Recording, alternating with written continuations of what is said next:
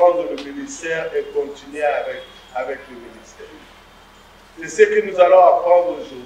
Hier, nous avons parlé de la dernière semaine du Christ, la dernière semaine du Seigneur sur la terre. C'était une semaine très occupée, il était trop occupé. Il a fait beaucoup de choses. Il a fait l'entrée triomphale ces jours-là. Ok? La plupart des gens ont chanté Hosanna. Ils croyaient qu'il est venu pour distribuer des tricots, des 200 000, des 2000 francs et une console. Malheureusement, ce n'était pas le cas. Et quand il est arrivé, il a chassé tout le monde dans le temple. Il a agi comme un prophète de Dieu qui veut que le temple de Dieu soit respecté. Et en plus de ça, après avoir chassé les gens, il a aussi il a confronté les leaders de l'Église de cette époque, les leaders de Juifs. Il les a confrontés. C'est là que nous disons, nous parlons de donner à César ce qui est à César, à Dieu ce qui est à Dieu.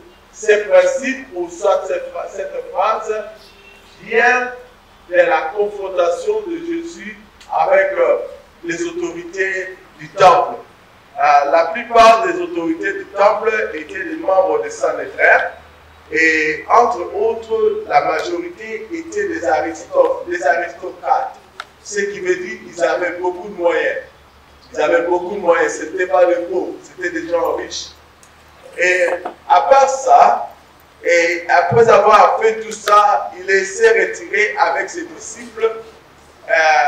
Il a institué le pain. Après avoir fait ça, il est allé à Gethsemane prier. Et après avoir prié, il a accepté d'aller à la croix.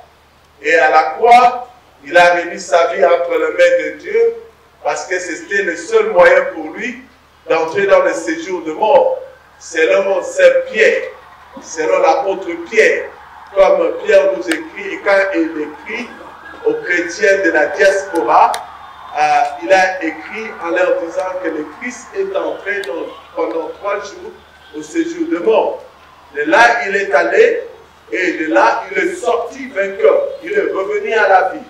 Et Dieu l'a ressuscité des morts, parce que s'il était resté dans le tombeau, et si Christ n'est pas ressuscité, comme dit Paul, notre foi est vaine et nous ne serons pas justifiés de la part de Dieu. Vous voyez un peu? D'où il fallait qu'il revienne à la vie. Et quand il est ressuscité des morts, ce n'était pas tout. La parole de Dieu nous dit qu'il a apparu à ses disciples et à d'autres frères. Nous allons voir ça aujourd'hui, et après il est monté au ciel. Quand il est monté au ciel, il n'apparaît plus jamais à qui que ce soit. C'est vrai? Nous allons parler de ça.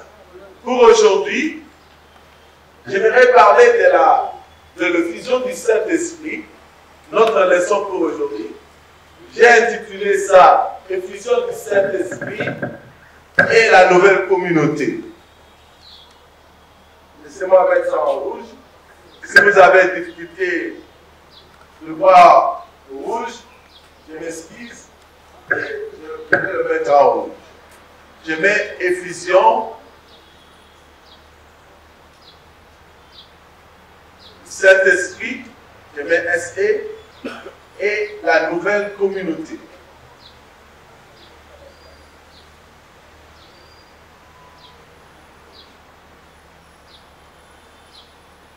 Ça, c'est notre leçon du jour.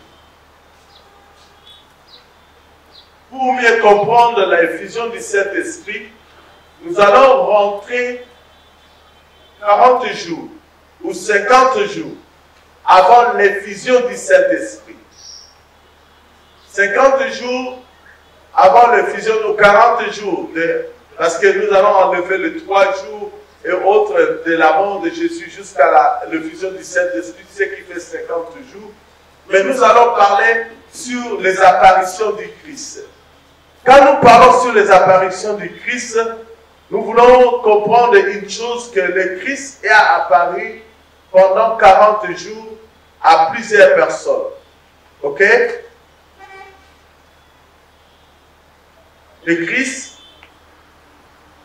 a apparu pendant 40 jours à plusieurs personnes. Nous parlerons de l'apparition du Christ. Nous pouvons les subdiviser en 3 parties.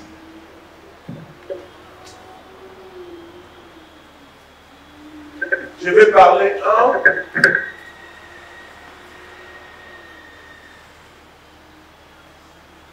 des apparitions.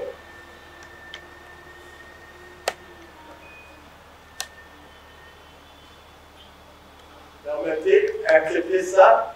Ça c'est Christ. Les apparitions de Christ. Nous allons subdiviser ça en 3. Ok? La première partie, nous allons parler de l'apparition du Christ le jour de la résurrection.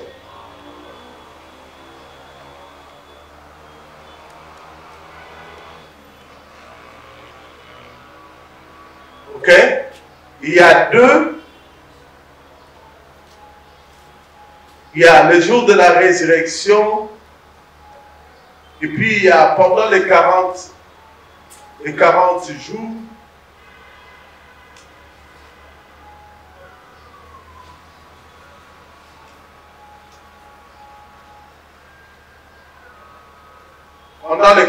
jours, et enfin, après son élévation.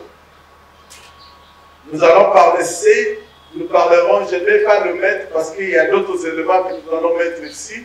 C'est pourquoi je me tiens pour C et nous allons parler de ça, c'est-à-dire après son élévation. Le Christ n'est plus là, est-ce que le Christ continue à apparaître à ses bien-aimés?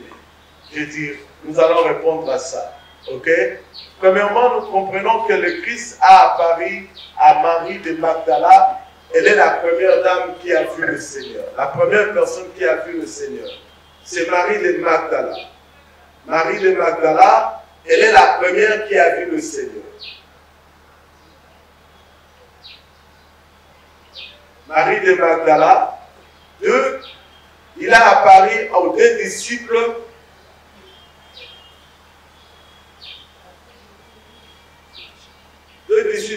Sur le chemin d'Emmaüs. Je mets Emmaüs ici. Et puis 3, il apparaît aux disciples.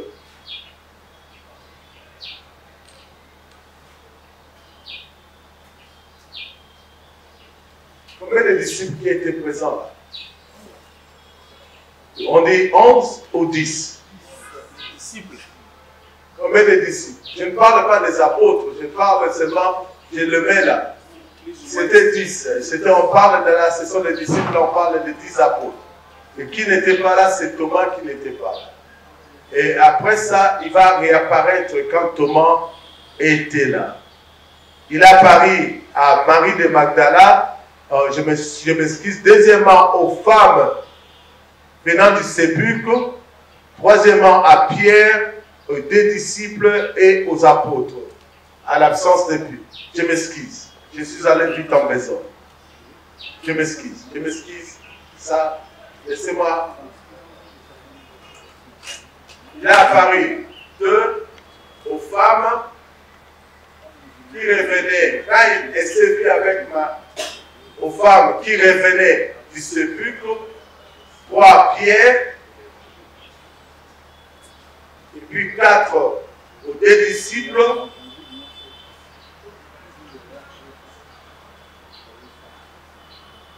Et 5, les apôtres. Les apôtres à l'absence de Thomas.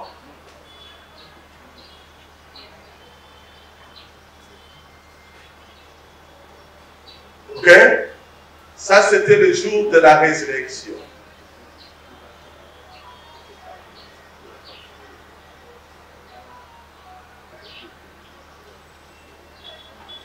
Nous sommes là. Vous êtes? Ok? J'ai des versets bibliques, mais je n'ai pas mis de versets bibliques. Parce que vous connaissez tous ces versets, vous n'avez pas besoin de textes bibliques. Ok? Je m'abstiens de vous donner, parce que je sais que vous le connaissez. Jusque-là, il y a une préoccupation. Ça fait partie de... Y a-t-il quelque chose? Qu'est-ce que vous ne comprenez pas maintenant? Pas ça.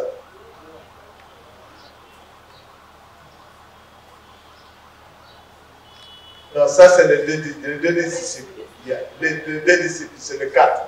Les deux disciples d'Emmaüs. Deux disciples d'Emmaüs. Sur le chemin d'Emmaüs. Ok? Vas-y, mon frère. Vas-y, papa.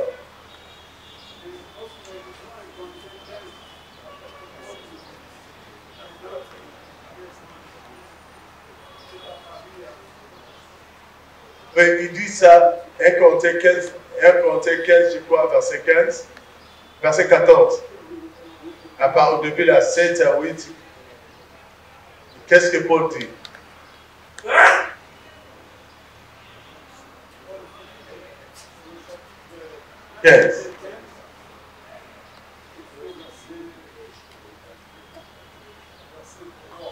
Ok. Ok.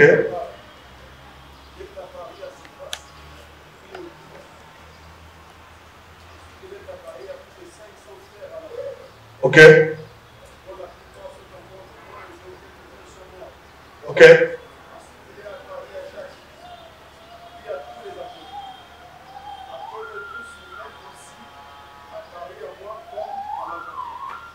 Ok.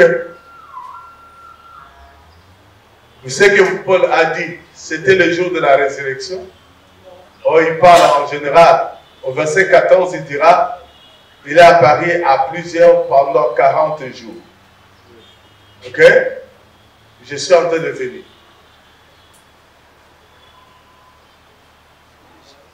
Qu'est-ce que dit le verset 14?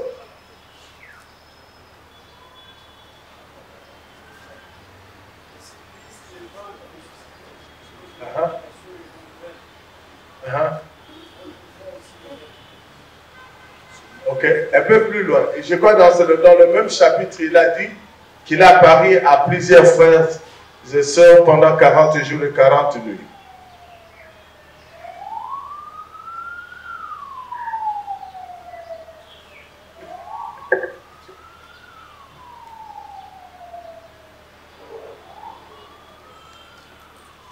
Qu'est-ce que vous dites là? La première apparition. Et Paul dit quelque part qu'il a apparu à 40 frères, 40...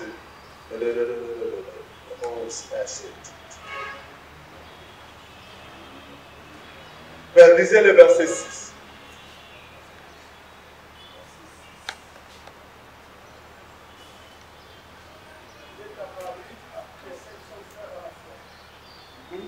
C'était quand? Pendant les 40 jours ou avant là. Donc nous sommes en train de parler le jour de la résurrection. Il a apparu à Marie de Magdala.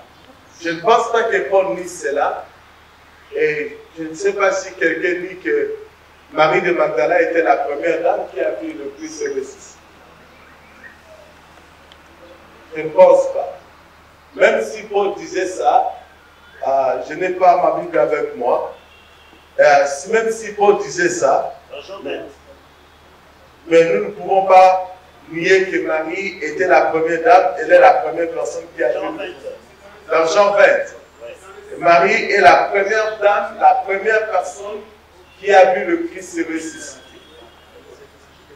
Ok? Elle est la première, la deuxième c'était des femmes. Et quand nous lisons la parole de Dieu, nous voyons Marie et les femmes ont reçu le Seigneur. Ils ont vu le Seigneur plutôt. Et après, il y a Pierre, il a apparu à Pierre. Et l'apparition à Pierre, que nous pouvons lire ça dans Luc chapitre 24, verset 34. Et dans les textes que vous avez, dans 1 Corinthiens chapitre 15, verset 5. Là, c'est mentionné. Mais le texte, la réalité de Luc, de 1 Corinthiens chapitre 15, verset 4, quand on mentionne Paul, à Pierre plutôt, ça vient de Luc chapitre 24, verset 34. Il y a aussi l'apparition à deux disciples d'Emmaüs, les deux disciples qui partaient dans la ville appelée Emmaüs et qui parlaient, et Jésus s'est joint à eux et ils ont fait chemin ensemble et le Christ leur parlait et ne comprenaient pas parce qu'ils étaient tellement émotionnés qu'ils ne suivaient ce qui s'est passé. Voyons un peu ce que le Seigneur a fait encore sur l'apparition du Christ après le 40 jours. Après les 40 jours, pendant les 40 jours, il est apparu aux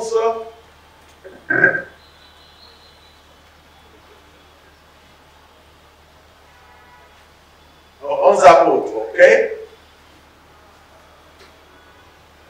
Là, c'est-à-dire Thomas était là avec eux. Ok? Le Seigneur aussi, il a apparu aux 7 disciples.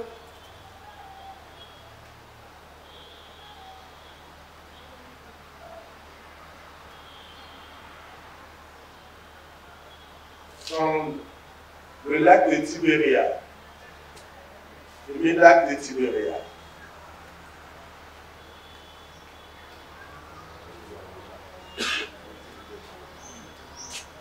Et puis, il y a 8.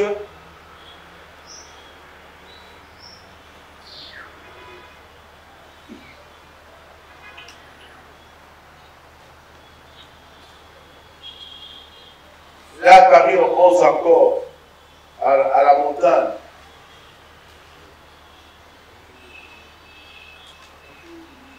De Galilée.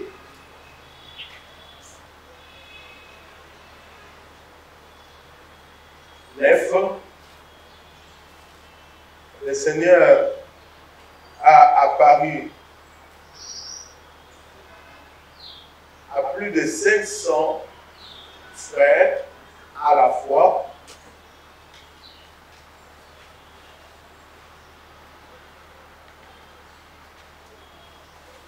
Là, nous pouvons voir ça dans 1 Corinthiens chapitre 15, verset à 6, si je ne m'abuse pas. Et il a apparu à Jacques, son frère.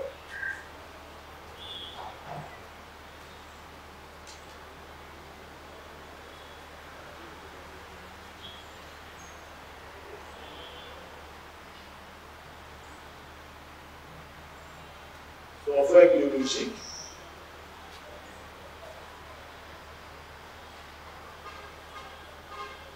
Il a apparu à Jacques.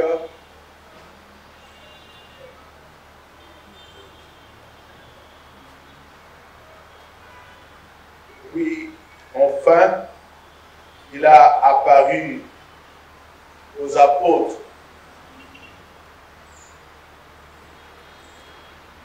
Disons, aux apôtres, le jour de son enlèvement et disciples. Donc,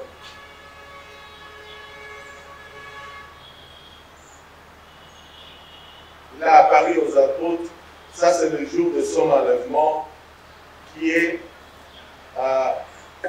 l'une de la dernière apparition avant son enlèvement.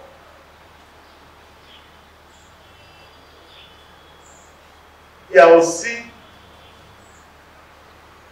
la troisième partie, ou la partie C, après son enlèvement. Le Christ a apparu encore. Je peux effacer la première partie? Non, cette partie-ci. Au-dessus, ça va. J'ai dit seulement la partie A. Je peux effacer. Je vais effacer même ça. Parce que nous sommes presque vers la fin de cette partie. Je laisse la partie là.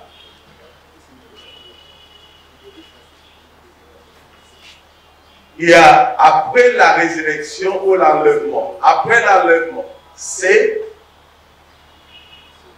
après l'enlèvement.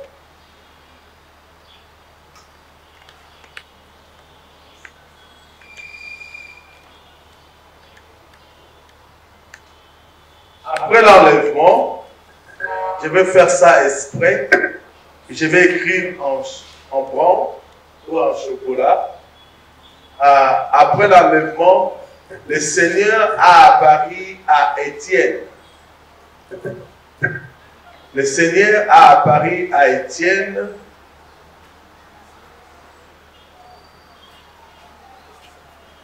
Je mets Étienne. Il a apparu à Saul de Tarse, qui va devenir Paul, que nous connaissons beaucoup plus comme étant notre frère Paul. Et 3, le Seigneur a apparu à l'apôtre Jean, dans le cas il était à l'île de Patmos.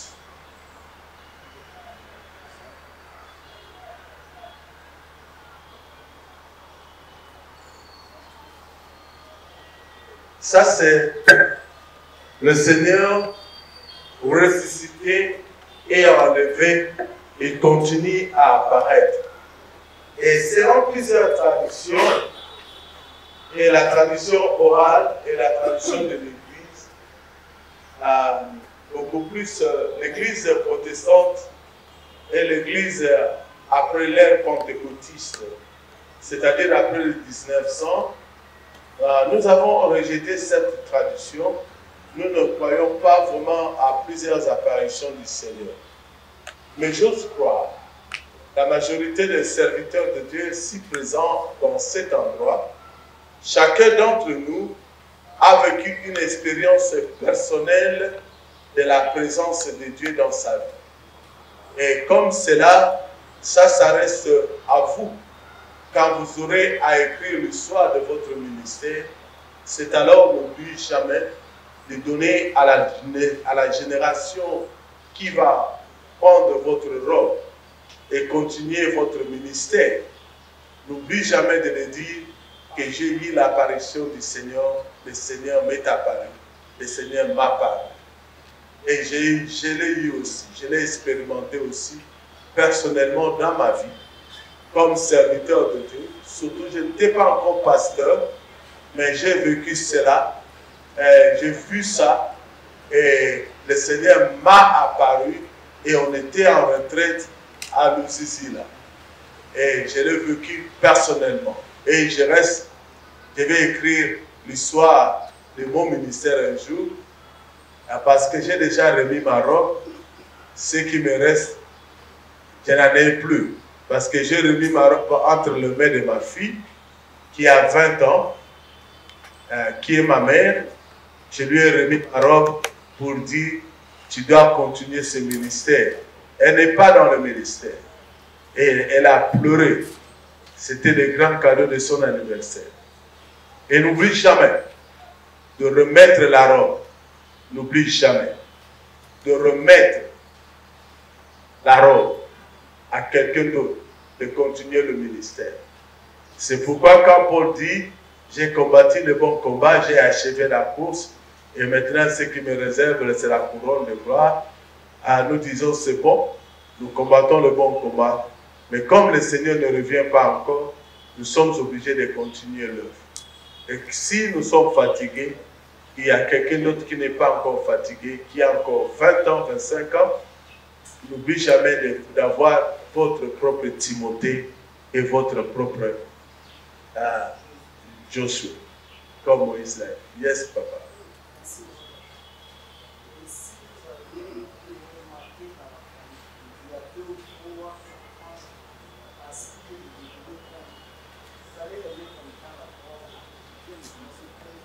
Je l'ai remis à ma fille. J'ai 3 garçons et une fille. J'ai remis ma robe d'ordination à ma fille. Je ne sais pas répondre. Je l'ai remis à ma fille. Si je savais, j'allais te dire. Si je savais, j'allais te dire. Alors, mon épouse est révérende aussi. Mon épouse est ordonnée, il est révérend. C'est à elle de remettre à l'aile de grâce. Moi, j'ai remis ma robe à ma fille. Elle est consciente. Elle va suivre ça. Elle va me suivre sur YouTube. Et je vais lui dire. Je lui dis, elle parle un peu de lingala, mais elle écoute beaucoup. Elle me parle plus l'anglais. I said to her that, Mom, I gave you my robe. You gotta take over. That's it. Elle le connaît. Elle a 20 ans. Elle ne se sent pas qu'elle est appelée au ministère. Je lui ai dit, tu gardes ça et tu remets à l'un de tes enfants où tu la portes. Quand nous avons commencé notre église, la première église aux États-Unis, pas la première, l'une des églises aux États-Unis, et tous les enfants qui venaient, tous les enfants qui amenaient leurs parents à l'église, ils disaient à leurs parents, take me to Miriam Church, amenez-moi à l'église de Miriam. Ce n'étaient pas les parents qui amenaient les enfants, mais les enfants amenaient leurs parents à l'église. Ils disent que s'ils veulent les amener ailleurs, les enfants commencent à pleurer. I want to go to Miriam Church. Et ils vont amener tout ce monde-là. Je ne parle pas de ma fille, mais elle a un cœur différent du mien. Elle est compatissante. C'est ça ce que je peux dire. Yeah, I want just to say this to you, Mom. I love you. That's it. Quand on s'appelle, on se dit toujours I love you. J'ai dit ça à mon épouse. Vas-y, papa.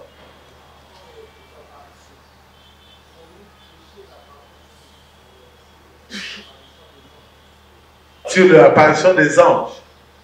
Mais nous ne parlons pas. Je ne parle pas des anges, parce que les anges, ce sont des êtres spirituels que Dieu a créés à notre service, selon les Saintes Écritures. Ce sont des gens ce sont des êtres, okay, que Dieu a créés à notre service. Okay? Mais retenez ceci. Ce qui se passe, le Seigneur, pourquoi j'ai voulu vous parler aujourd'hui, en ce qui concerne les apparitions du Christ dans notre cours sur l'effusion du Saint-Esprit et la nouvelle communauté. Vous savez, celui qui crée quelque chose a toujours tendance de rester vivant et présent. Vous avez votre église, que vous êtes le visionnaire, que vous avez créé, que vous êtes l'un de ceux qui ont implanté l'église. Il y a toujours cette tendance de rester présent dans cette assemblée. Mais peu importe ce que les gens diront, au fil du temps, le monde reconnaîtra que c'est vous qui êtes l'auteur ou le visionnaire ou la personne dont Dieu a utilisé pour que cette église existe. Donc il y a ce que nous disons. Vous savez ce que Dieu est merveilleux. Dieu est merveilleux. Vous savez ce que Dieu nous a fait. Vous savez ce que Dieu nous a fait. Nous tous, nous avons le signe de cordon ombilical que nous avons dans notre ventre. Nous tous comme nous sommes là. Vous savez pourquoi? On doit se souvenir de notre mère jusqu'à la fin de notre existence. Ne blaguez jamais avec cette dame. Et surtout, elle n'est jamais été sorcière. Et dans ça, elle est morte. Elle n'a pas voulu fermer ses jambes pour que nous puissions mourir. Elle a ouvert, elle a poussé un grand cri pour que toi et moi, nous ayons la vie. La mienne se repose.